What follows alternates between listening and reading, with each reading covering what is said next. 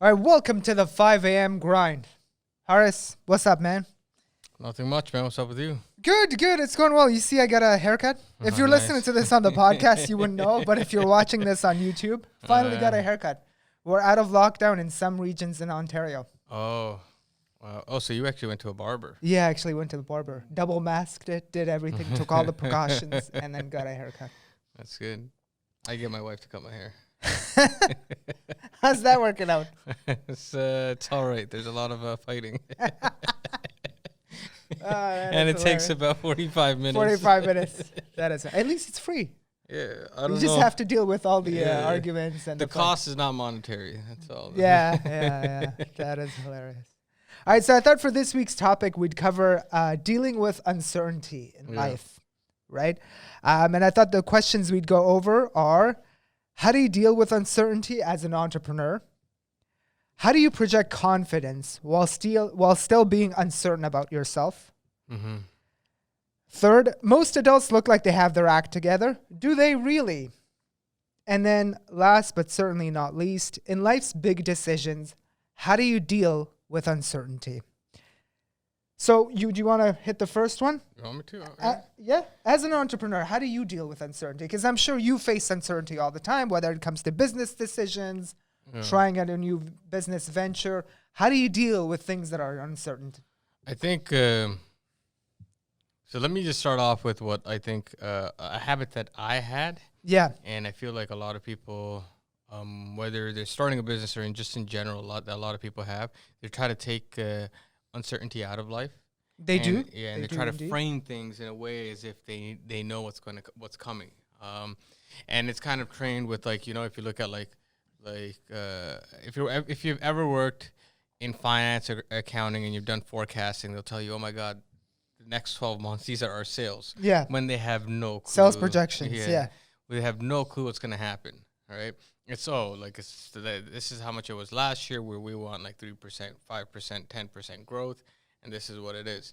So pushing or forcing for certainty is one of the things that I make sure I don't do to deal with the uncertainty, so I'm prepared. Mm-hmm. Second thing would be just to get comfortable with it. You have to get comfortable with being in the dark and knowing that it's all going to be all right. Yeah. Because I think uncertainty, whether it's starting a business, sometimes, you know what, even when you're learning something new, when you start off, you're uncertain. You're like, oh my God, what's going to happen? Yeah. So you have to, I would say, you have to really be comfortable with what's going on. And then in a business, you'd always have slack. So, for example, you don't fine-tune your business for a certain outcome.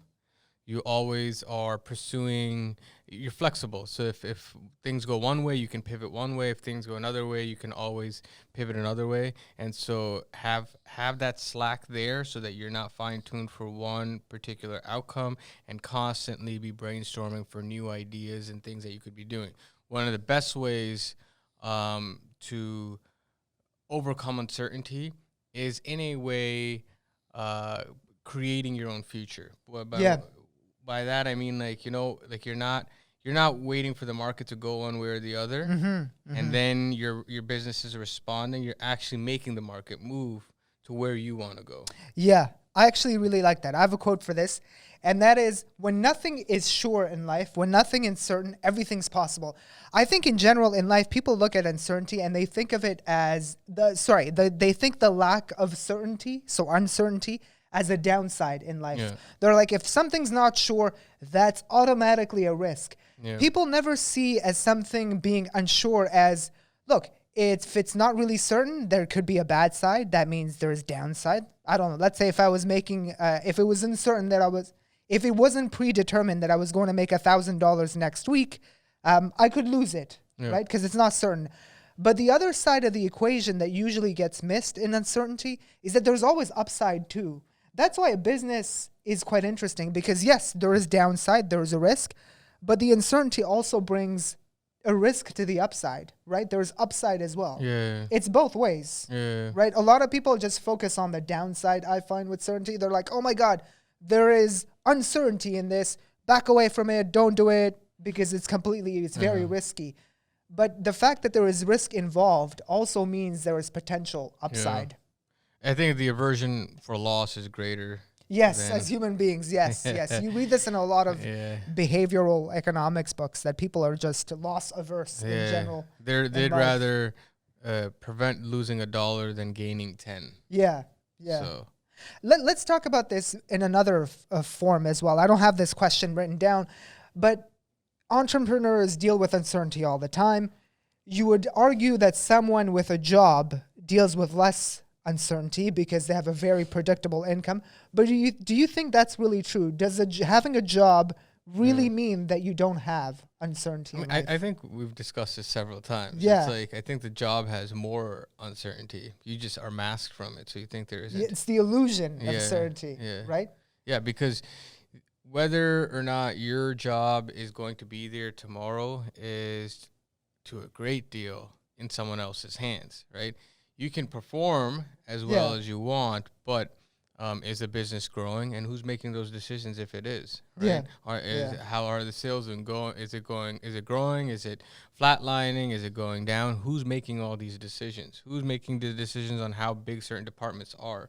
So to some extent, you could say if I work hard enough, I'm definitely going to get a promotion or I'll stay here, but you don't know. Whereas if you're working on your own, I mean, there's going to be no point in time where I feel like every single customer of yours is going to fire you. Right.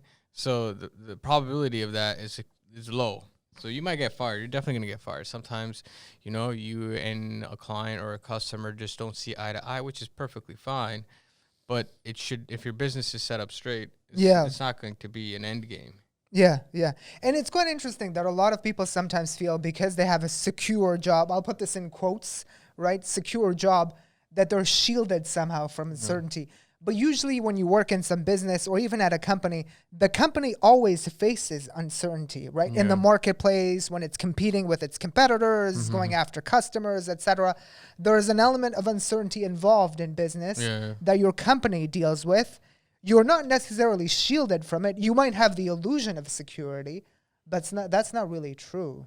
Yeah. I mean, it's I think it's a psychological, I think there's so many quotes on this where, like, if you keep getting your salary, like whatever amount in your bank account every 2 weeks, you think this is going to keep coming. Yeah. You somehow, what is it? Well, Kevin O'Leary has a quote on salaries, but Nassim Taleb, he said it nicely with the analogy of the turkey.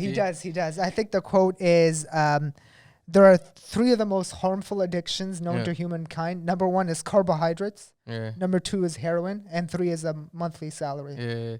No, but he also, there's an analogy where he uses the turkey, where he's like, Oh, really? Okay. Yeah, he goes, turkey, like, the turkey thinks the farmer is his friend because it gives him food every single day. It comes out and it's like taking care of the turkey. Turkey goes, this is amazing, right?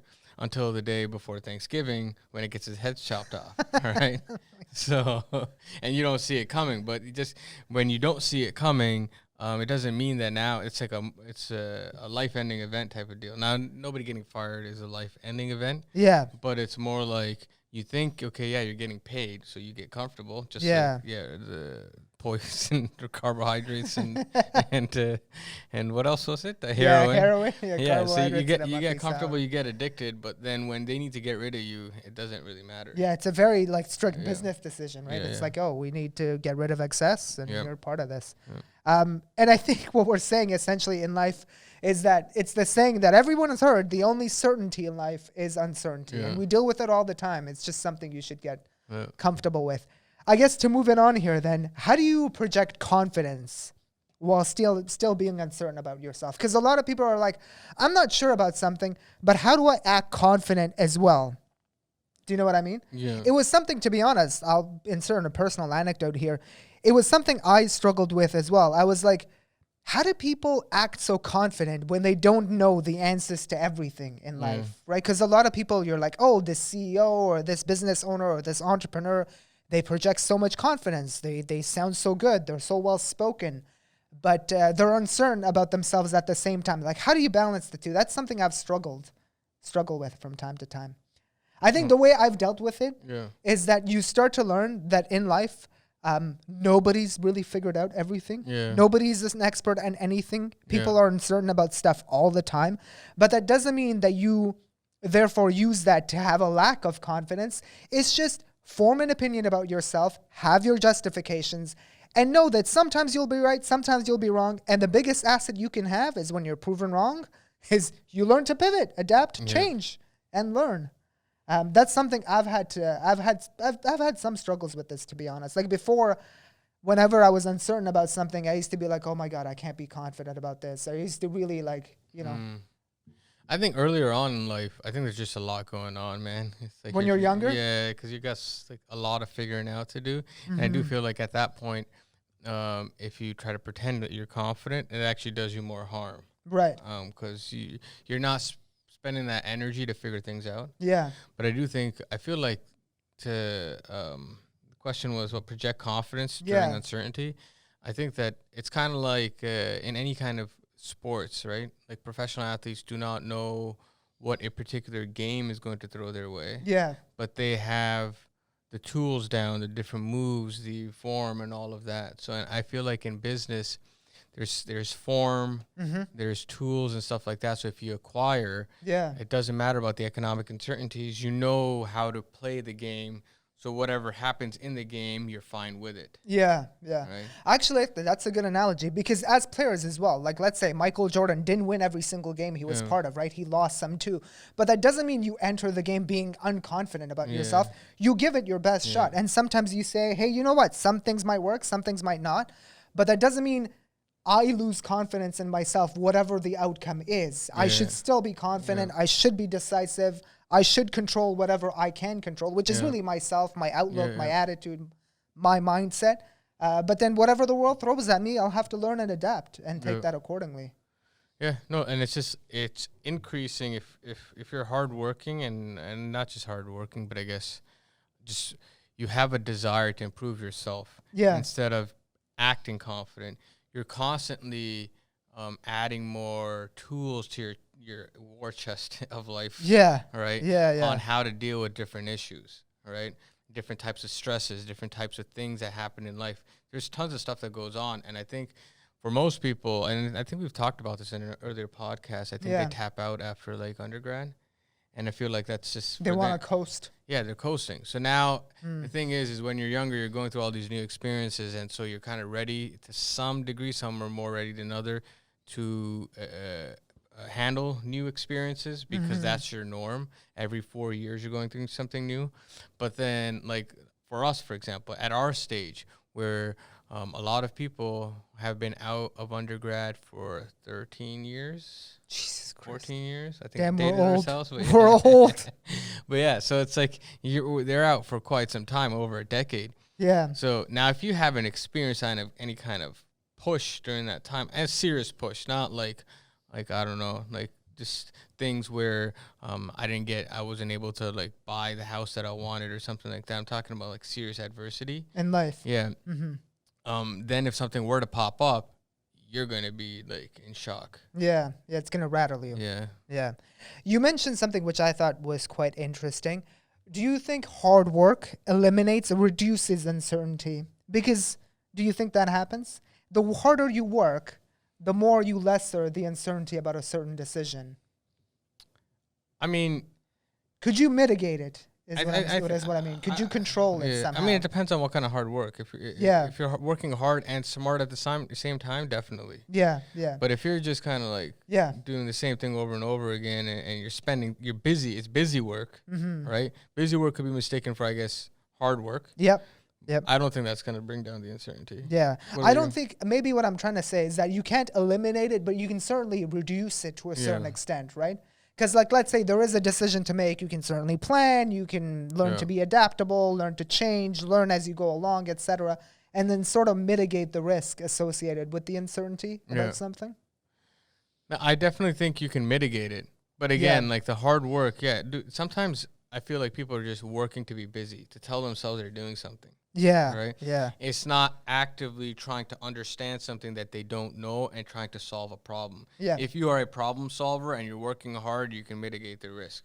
But if you're somebody who's just, like just mindlessly doing something without being present, Yep. I don't think it'll mitigate the uncertainty. Interesting. Interesting. So I'll move on to our third question, which is most adults look like they have their act together. Do they really?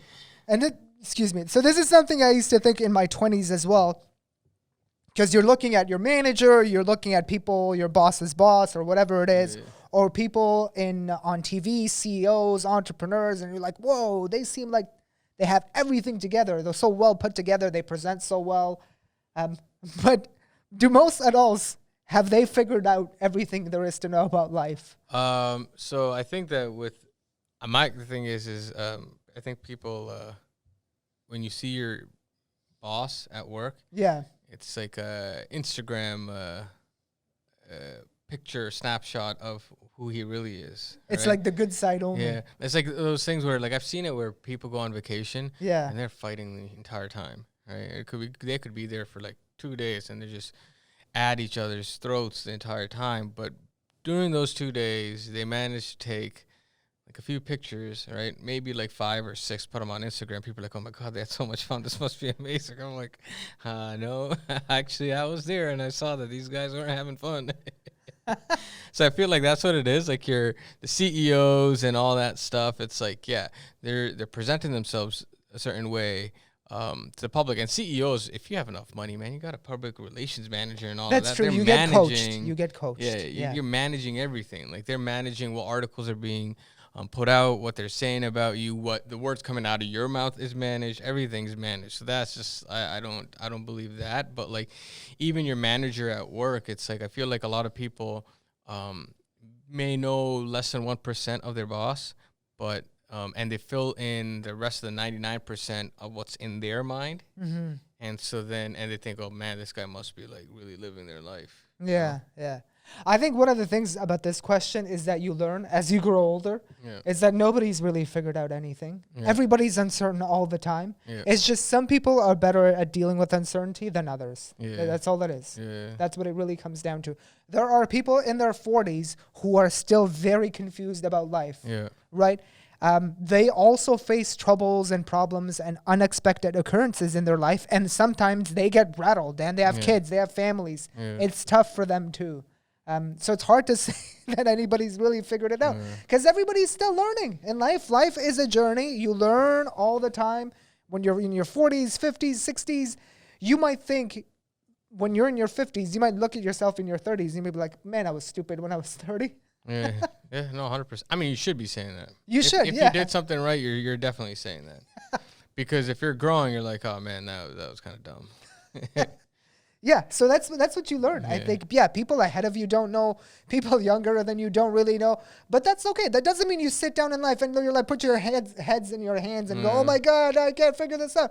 But you learn. You never figure it out. You just make do with what you have. You learn as you go along, and you push forward. Just having that right attitude goes very far in life. Yeah, no, 100% agree. It's interesting stuff. So should we cover with the last one? Maybe we can spend a little bit of time on this one. In life's big decisions, how do you deal with uncertainty? So like let's take a step away from just business in general. Just in general in life when it comes to like things like marriage, money, investing, how do you deal with uncertainty? I mean, one of the things I saw growing up was like whenever I made a mistake, I'd have regret. And the regret would be, oh man, and if it went wrong, I'd be like, oh man, like if I only had seen that coming, and how did I like miss that? You know, hindsight's always 20/20. Yeah. Right. So, and it's easy to go back and be like, okay, well, I could have done this differently, that differently. I feel like now, if you take that mindset into your next decision, you're gonna know that you're just as blind as you were when you were making the other decision that went wrong. So the best thing you could do is, at this moment, sometimes I honestly tell myself, I'm like, okay, there's a great deal of uncertainty here. And I want to have like a sit down with myself and check in and let myself know that I've made the best decision I possibly can, given the resources that I have right now. And if it goes wrong, it goes wrong. I do not think there's anything better that I could do. And then I kind of walk into the decision so that if it does go wrong, I am prepared to accept it going wrong. Yeah, got it. What do you do to, I guess, to mitigate uncertainty sometimes? Like, let's say you're going to do a business decision, right? And it requires an investment. I'm back to the business decisions, but anyway, I'm using that as an analogy. So let's say you're making a business decision and it requires a certain spend of money, a certain cash investment. Let's say it's quite sizable. I don't know, pick a number, 50, 70,000, whatever it is. How do you mitigate it? Do you sometimes maybe trial it out? Do you jump with both feet into the decision? Do you try to mitigate it somehow?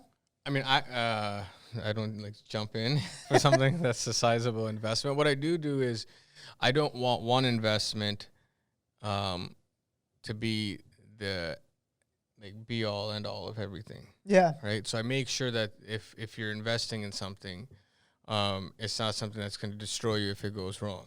Okay. And that's easier said than done because a lot of people, 50, 70 is maybe all they've got. Yeah, it's a lot of money. Yeah. For the other thing is just like, just be prepared for everything. That's it. And it's not about being prepared as in a paranoia that this is going to fail and I got to look at everything. Be prepared to some extent. Like if I lose this, it's all right. I will get back here. Yeah. You know, not to say then don't do your due diligence, but have that mindset. Because the thing is if you are paranoid spending that kind of money, you're definitely going to make a wrong decision, you know, because you're so much energy and effort expended in looking over your shoulder, right? Yeah. That you're not looking ahead of you. Yeah. And you're going to trip over something. Yeah. Do you think sometimes people are uncertain about something, but they, it's an illusion in their head? We've talked about this before in our very first podcast about risk. Like it's an illusion in your head. You think there's this big black hole you're jumping into, but when you're actually doing the act or going through with the decision, you realize actually it's not so bad. There is an illusion. A lot of it is in your head. Yeah, but like, I mean, that usually, like when you're investing, let's say, that much money to buy something, I don't think it's an illusion. Like you don't know what's going to happen in the future. Yeah. Right. Yeah. If you're buying a business, if you're investing, yeah. Right, there's no, this is 100% going to increase in worth or value or whatever it is. There's no way. There's always a risk that's involved. And so that stuff, it's like in those situations, the people who make better investments are the ones who are ready to lose it. Yeah. Right? Not necessarily that they don't care. Again, like I know I said this before, but not the ones who are saying they don't care. I'm talking about individuals who are going to give it all they've got, but they're ready to take whatever comes their way. So they're focused on the inputs, right? But the output, they know to a great deal, is not in their hands. Yeah. And they're ready to maneuver with or work with whatever comes their way. Yeah. Interesting stuff. I think what you're probably saying is around like diversification of your bets as well, just being cognizant of not allocating everything into one thing. But there's this adage as well, especially in business, that gets bandied around that, hey, like you need to be all in to something, right? If it's a startup or a business you're launching, etc., you need to be all in. How do you, because a lot of people are like, okay, well then I'm doing this job. I have a startup idea. Now I should invest everything. I should remortgage my home, etc., etc. How do you deal with that? I think my answer to this question would be, if you have a business idea or a venture you'd like to pursue, maybe trial it out with a certain amount of capital that isn't going to kill you. Yeah. And then if it is successful, then double down. Yeah. Right? Because I think at some point, and you know this, you're never going to have all the answers to the uncertainty and the risks that a decision has. You're going to have to trial it out, see if it works. And then at some point, you're going to have to make a judgment call and go, yeah, I'm doubling down or I'm not. Yeah. Right? I think the best businesses have started off with very little money. Yeah. Because the tools that you acquire with, without that many resources, is just like, here's the thing. When you're starting a business, your business does not need a lot. I know this is a little segue. Yeah. But when you're starting a business, your business does not need a lot of money. So now if you have access to 100,000, 50,000, whatever it is, you're going to find ways to spend that money. It's easy to spend money. There's no limit to how you can spend money, where you can spend money, and how much you can spend. So when you're starting, I feel like when you don't have a lot, you learn to be so resourceful that even when you get the money in, that money, any revenue coming in from the business is going to go so much further. Whereas if you have money earlier on in a business, that's not going to be in it. When people say all in, the other thing is for example, I would not tomorrow start 5 different businesses, right? I would be all in into my business, but within my business, I'm not going to be all in one specific area, one specific service, or one specific good or whatever it is. I'm going to diversify there. So there's like a specialty, but within that specialty, there could be diversification. Interesting. I think the other thing about uncertainty as well, and I wanted to cover that in this question too, is that you look at life's other decisions as well, whether it's friendship, marriage, any other type of relationship that you get into, there's always uncertainty in it, right? Friendships aren't guaranteed. Some friends come and go, right? Sometimes they last for a lifetime, sometimes they don't. Marriages are the same thing, right? It's not certain that it's going to work out. No, right, nothing is certain. You learn as a couple to work it out through your issues, half your of problems. marriages don't work out, and it's costly. Yeah. No, definitely. It's highly uncertain. You can't be like, and a lot of people, like pick marriage. I'm sure all divorced couples, when they were getting married, they were so in love with each other. They were so like they thought this was like the best decision they were making. 100%. And yet it didn't work out. So I mean, and then in divorces, they're at each other's throats. Like that's the insane part. So no, the 100%. Like you're not dealing with marriage and the uncertainty that comes with marriage. I don't know. I think those are those things where you try to do your best. Here's the thing. I feel like with people, they'll say, for example, I need to get to know this person for so long before I marry them. Right? I need to know them for like, 3, 4, 5 years. But think about, look at yourself. Were you the same 4 or 5 years ago? No. You weren't. And you don't know what's going to happen to you in your future, right? You don't know the kind of person you're going to be in the future, so you don't know what you will need in the future. No freaking clue. Yeah. No freaking clue. So are they going to be the best for you in the future? You don't know. No, you have no idea. You have no idea. You have no idea of knowing. Yeah. And I find like people who are like looking at themselves and like, okay, this is what I want. These are my feelies, right? And this is like the person that I want to be with, and I need to now spend 5 years trying to figure that out. Who has this? It just makes there's so many things going wrong in that situation that it makes, I don't know where to start. It makes no sense. Like, you're not going to be the same. The other person's not going to be the same. People change. Yeah. Indeed. Absolutely. And like, you don't know what you really need. Like, you're just looking at one thing, picture in your entire life, a picture, which is like less than a second, right? And you're saying, this is what I need. Yeah. Because let's be honest, like marriage, at the end of the day, it's the two individuals coming together, working through issues in their life. It's very much an organization, right? Yeah. As bad as, not to put it that way, but you're coming together to make decisions, right? Right. And you're trying to build something, a home. Yeah. Right. For yourself and kids, if there are any, but like, maintaining relationships with everybody else. So it's like the uncertainty of the type of spouse. I mean, you have to be open to uncertainty. So you're only again, marriage, like anything else, any entrepreneurial endeavor or anything like that, I would say always focus on the inputs. The outputs, you got to be prepared for everything. And for the most part, they work themselves out. They work themselves out. All right. So, last few words. I think that was a pretty good way to end what you just said. I think for me as well, you know what? Uncertainty is something you're trying to control, but don't try to focus on controlling things you can't really control. Just work on the inputs, do your hard work, do your due diligence, and know that uncertainty in life always happens. Even if you're in a job, there is always uncertainty associated with that illusion of security that you have. It never really goes away. It's part of life, right? What you do, I think, as you grow older is you learn to deal with it better and learn that when life just throws something unexpected at you, you just learn to deal with it, adapt, change, and learn from it. No, I agree. Cool. All right, we'll leave it there then. All right. Thanks for joining us, guys. Thanks for joining us. On to the next one. Take care. Take care.